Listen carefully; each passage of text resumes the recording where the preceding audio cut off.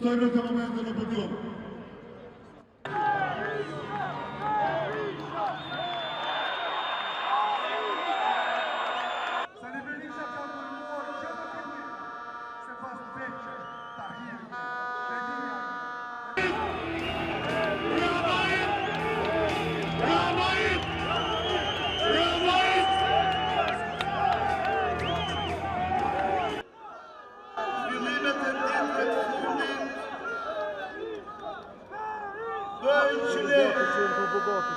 Të mblidhemi sot dhe të sheshme të privat në kushte normale armate.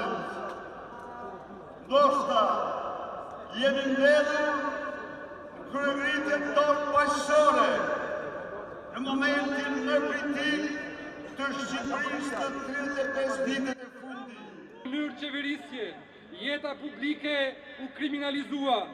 Jemi vetëm shtet në Evropë që vjedhin me anë të ligjit.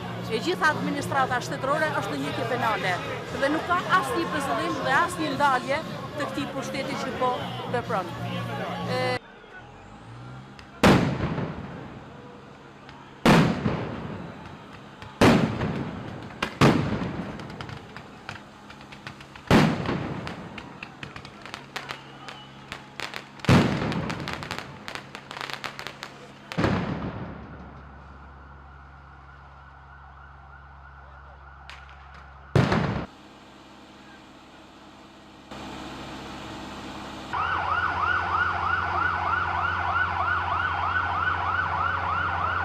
Padyshim, një qeveri nuk mund bjerë me këto protesta, sepse reagimi qytetar është shumë i vaket, sepse qytetarët janë mosbesues, sepse vazhdimisht kanë votuar të keqen më të vogël për të larguar nga pushteti një të keqe të madhe, por që më pas që e keqja e vogël është rritur dhe sot perceptimi është që po iku Rama do vi Berisha, njëri është larguar nga pushteti për korrupsion, tjetri duhet të largohet nga pushteti për korrupsion.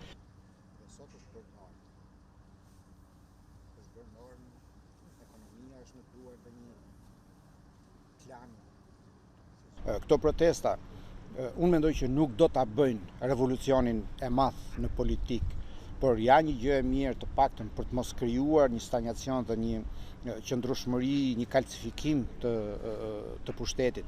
Unë shpresoj që këto protesta të mund të vënë në lëvizje ato elementë të shoqërisë janë të vetëdijshëm për nevojat që shtrohen para shoqërisë.